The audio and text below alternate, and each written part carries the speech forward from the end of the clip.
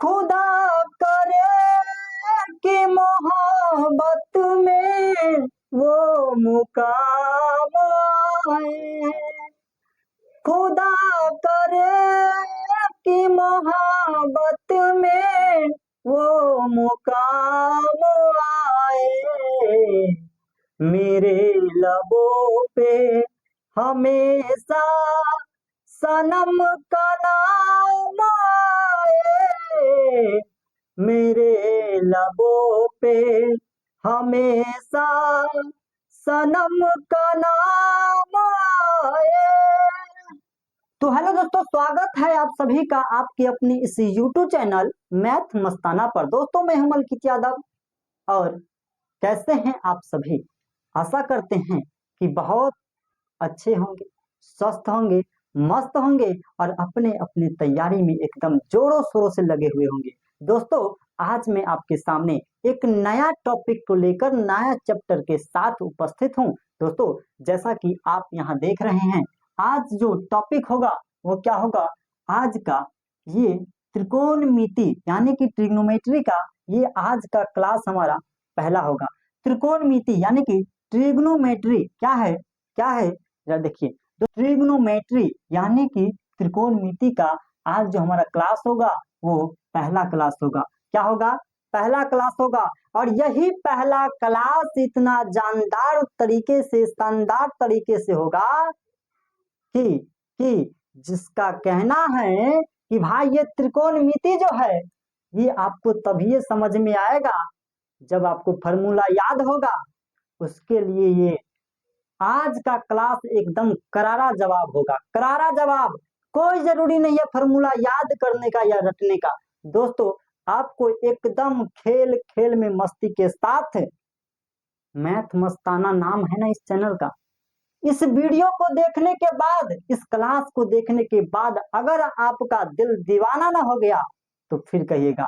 वो भी आज का इस ट्रिग्नोमेट्री के क्लास में, जिसको सुनकर बच्चा एकदम घबरा जाता है कि भाई ट्रिग्नोमेट्री आए हाय, ट्रिग्नोमेट्री तो बहुत टफ है, एमे याद करे के हो तो भाई अगर याद ना हो फॉर्मूला तो थोड़ा से हिलवो न कर तो सवाल। ऐसा कह करके विद्यार्थियों को, बच्चों को क्या करते हैं, दुविधा में डाल देते हैं, डिप्रेशन में डाल देता है और बच्चा ट्रिग्नोमेट्री को साइड ही करके चलता है कि चलो भाई 100 में से 5 नंबर छोड़ो, 95 नंबर तो बच्चा है ना। ऐसा कह करके बच्चा तैयारी करता है। लेकिन दोस्त, ऐसा कुछ भी नहीं है। आज ये मेरा ट्रिग्नोमेट्री का पहला क्लास है और इस पहले क्लास में आपको पता चल जाएगा कि ये ट्रिग्नोमेट्री उतना भारी नहीं है जितना आप समझ रखें, कि आपको एको को फॉर्मूला याद नहीं करना होगा और सवाल भी खटाखट बनेगा। कैसे, आइए दिखाते हैं। लेकिन इससे पहले मैं यही कहूंगा कि अगर आपको ये वीडियो पसंद आ जाएगा, अगर ये वीडियो पसंद आएगा, अभी हम नहीं कहते हैं, अभी ना कहते हैं, अगर पसंद आएगा कब, वीडियो को एकदम लास्ट में, क्लास के एकदम लास्ट में, तो एगो लाइक कर दीजिएगा। अभी नहीं कीजिए, अभी हम नहीं कहते हैं कि अभी कर दीजिए, अभी नहीं कीजिए। अगर पसंद आ जाएगा तब लाइक करके जाइएगा, अपना हाजिरी लगा के जाइएगा लाइक वाला। दोस्तों, मैं चाहूंगा कि बिना किसी देरी के शुरुआत करते हैं और देखिए ट्रिग्नोमेट्री कितना आसान है। तो आइए दोस्तों, शुरुआत करते हैं। ट्रिग्नोमेट्री का क्लास होगा आज हमारा। क्या होगा? Trigonometry means त्रिकोणमिति। त्रिकोणमिति होता क्या है? क्या होता है त्रिकोणमिति, जरा आप बताइए मुझे। त्रिकोणमिति क्या होता है? दोस्तों, आपको सबसे पहले बात, जिसके बारे में आप पढ़ते हैं उसके बारे में थोड़ा बहुत जानकारी होना चाहिए। काहे कि क्या पढ़ रहे हो, तो ट्रिग्नोमेट्री का, ट्रिग्नोमेट्री क्या है, कहाँ गए हो, उनके यहाँ, वो कौन है कि नहीं। तो सबसे पहला सवाल यही होता है, जिस चीज के बारे में आप पढ़ रहे हैं उसके बारे में थोड़ा बहुत जानकारी आपको होना चाहिए। तो हम सबसे पहले यही जानते हैं कि त्रिकोणमिति होता क्या है। दोस्तों, त्रिकोणमिति जो है क्या है, त्रिकोणमिति जो होता है क्या होता है, त्रिकोणमिति गणित का वह साधन है। क्या है? गणित का वह क्या है? साधन है ये जरूरी नहीं है कि जो किताब में लिखा है छपा है वही याद करना है, ना ना ना ना। इसको आसान बनाने के लिए आप अपना डेफिनेशन भी बना सकते हैं, इसमें कहीं से कोई दिक्कत नहीं है। आप अपना डेफिनेशन भी बना सकते हैं, ये जरूरी नहीं है कि किताब में जो है वही या फिर जो हम लिखते हैं वही। अगर इससे भी आसान आप बना सकते हैं तो बहुत बढ़िया। तो इससे बेहतर और क्या हो सकता है, आप अपना डेफिनेशन भी बना सकते हैं, इसको देखकर, किताब की भाषा को देखकर, और एक अपना डेफिनेशन बनाइए जो सबसे इजी, शानदार और जानदार हो। तो आइए एक बार इसको भी देख लीजिए कि त्रिकोणमिति गणित का वह साधन है, वह साधन है जिसके जिसके माध्यम से क्या करते हैं हम, आ जाइए, जिसके जिसके माध्यम से, सुनिए, जिसके माध्यम से हम क्या करते हैं, जिसके माध्यम से हम त्रिभुज क्या करते हैं, त्रिभुज, यहाँ लिखिए, त्रिभुज या त्रिभुज से क्या है, त्रिभुज या त्रिभुज से बने क्या है, त्रिभुज से बने बहुभुज, त्रिभुज से बने बहुभुज के बारे में क्या है, के बारे में, त्रिभुज या त्रिभुज से बने बहुभुज के बारे में अध्ययन करते हैं, क्या करते हैं, अध्ययन करते हैं, अध्ययन करते हैं या जानते हैं, लिख सकते हैं आप, अध्ययन करते हैं या जानते हैं। यही हमारा क्या है, यही त्रिकोणमिति है और कुछ नहीं है। क्या है कि गणित की वह साधन है, वह माध्यम है जिसके अंतर्गत या जिसके माध्यम से हम त्रिभुज या त्रिभुज से बने बहुभुज के बारे में जानते हैं, समझते हैं या फिर क्या करते हैं, अध्ययन करते हैं। यही हमारा त्रिकोणमिति है। बताओ किसी को कोई दिक्कत, समस्या, परेशानी नहीं ना? अच्छा, नहीं समझ में आया भाई, अगर ये त्रिकोणमिति क्या है ये नहीं समझ में आया तो सीधी सी बात है कि त्रिकोण मतलब क्या होता है, त्रिकोण मतलब तीन कोना वाला, और मिति का मतलब होता है नापना, सिंपल, यानी कि तीन कोनों को मापना ही त्रिकोणमिति कहलाता है, बात खत्म, इससे आगे कुछ नहीं है। अब क्या है बात, अब बात आती है कि त्रिकोणमिति क्या होता है, ये तो आप जान गए। हमने कहा त्रिकोणमिति गणित का वह साधन है जिसके माध्यम से हम त्रिभुज की बात आई ना, ये क्या है, त्रिभुज है। तो त्रिभुज में क्या होता है, देखिए, जैसे हमने एक त्रिभुज ले लिया, देखिए दोस्तों, ये क्या है, ये एक त्रिभुज है ना, त्रिभुज है, क्या है ये त्रिभुज, कौन सा त्रिभुज है आप बताइए मुझे। आप कहिएगा कि सर ये तो देखने से ही राइट एंगल ट्रायंगल दिख रहा है, क्या दिख रहा है, राइट एंगल ट्रायंगल, यानी कि समकोण त्रिभुज है, क्या है, समकोण त्रिभुज, ठीक है, बहुत अच्छा, वेरी गुड, यानी कि समकोण त्रिभुज है। क्यों, क्योंकि एक इसका एक कोण जो है 90 डिग्री है, और 90 डिग्री के कोण को ही समकोण त्रिभुज कहते हैं। कोई दिक्कत नहीं ना? आइए दोस्तों, हमने कहा कि जिसके माध्यम से त्रिभुज तो हो गया, लेकिन आगे भी हमने कुछ लिखा है कि त्रिभुज से बने बहुभुज के बारे में अध्ययन करते हैं। अब त्रिभुज से ही बने बहुभुज, जैसे जैसे हमने आपको दे दिया, क्या दे दिया, जैसे आपको ये और एक और त्रिभुज ले लिए हमने, ये एक त्रिभुज ये है, एक त्रिभुज ये है, यानी कि त्रिभुज, और इसी को अगर हम सटा देंगे, क्या करेंगे, सटा देंगे, तो ये कैसा आएगा, कैसा बन जाएगा, आप बताइए मुझे, ऐसा बन जाएगा, कैसा बन जाएगा, ऐसा बन जाएगा, बन जाएगा कि नहीं बन जाएगा। इस दोनों को जो सटाएंगे त्रिभुजे से, ये भी त्रिभुज, और त्रिभुजों से अगर बनाएंगे हम तो इस प्रकार से बन जाएगा। अब बताइए कि ये बहुभुज हुआ कि नहीं हुआ। अब इसमें क्या गो भुजा हो गया, 1 2 3 4 5, 5 भुजा हो गया।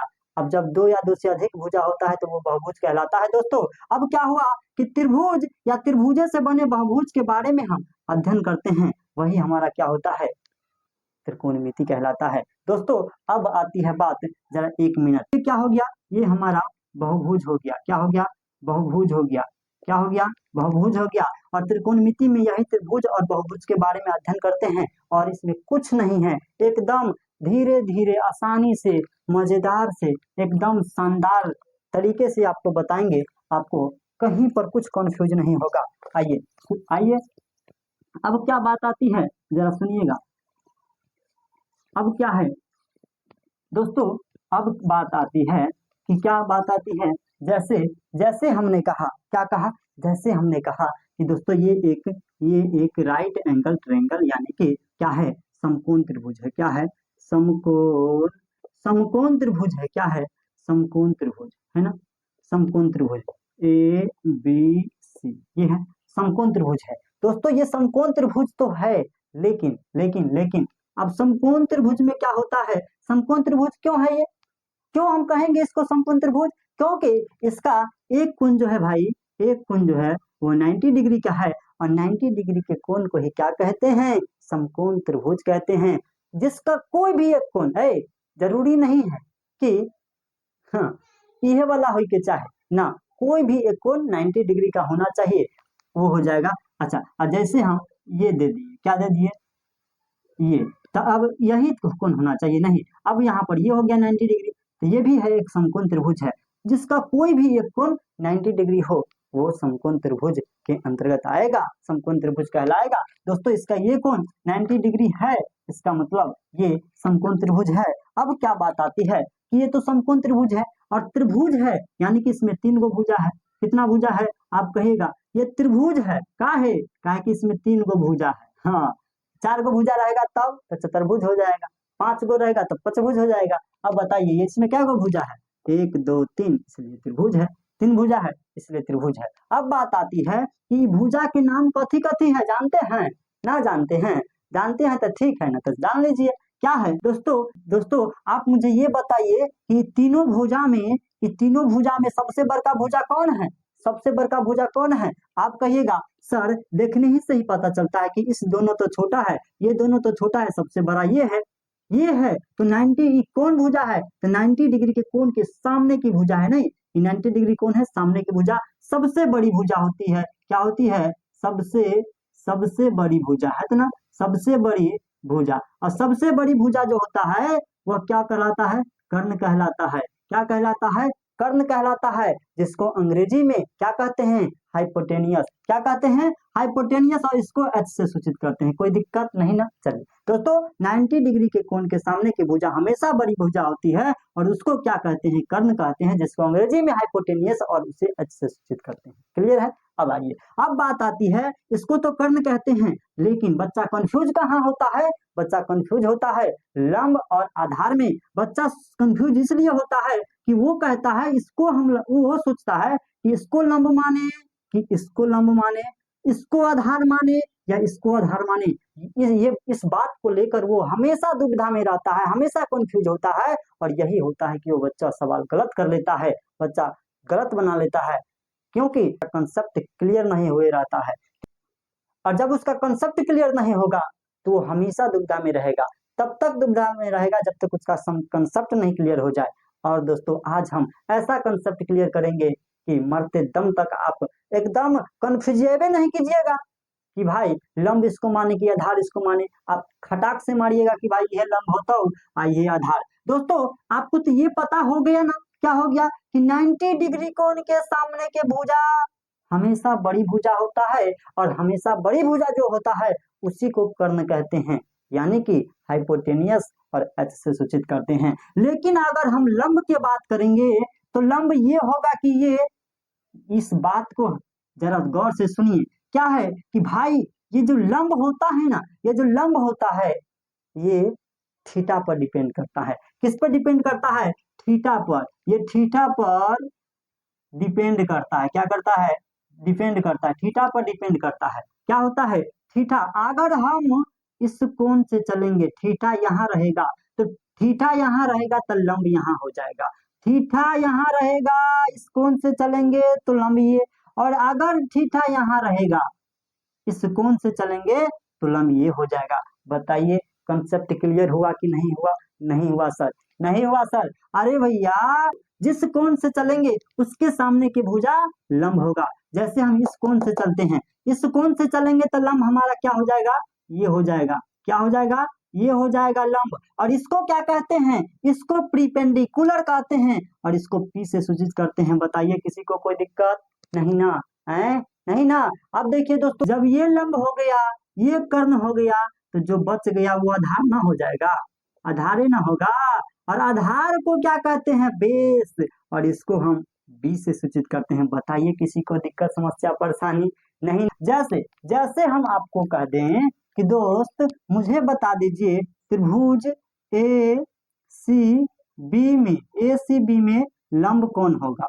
ए सी बी में लंब कौन होगा? आप कहिएगा ए सी बी, यानी कि इस कोण की बात कर रहा है, बीच में सी है ना, यानी कि सी वाला कोण की बात कर रहा है। और इस कोण से चलेंगे तो इस कोण की सामने की भुजा लंब होगा, यानी कि लंब तो ये हो गया, यानी कि ए बी भुजा हमारा लंब हो जाएगा।